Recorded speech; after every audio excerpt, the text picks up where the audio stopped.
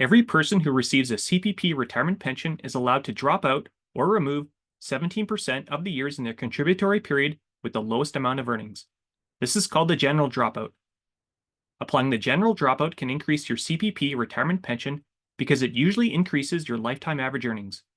You can think of the general dropout as providing forgiveness for 17% of your worst earning years. However, the general dropout wasn't always 17%. Historic dropout information is shown here on the reference tool.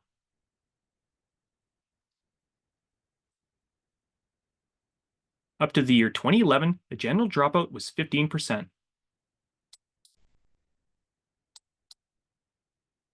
During the transition years, 2012 and 2013, the general dropout was 16%.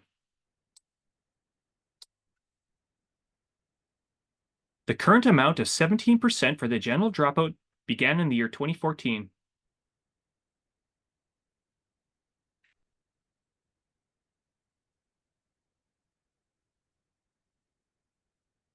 As a reminder, the general dropout only applies to the base CPP. The white area above the timeline contains information about the base CPP.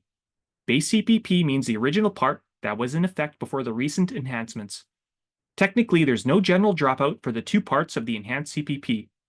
The Enhanced CPP always uses your highest 40 years of earnings, regardless of what age you start taking CPP.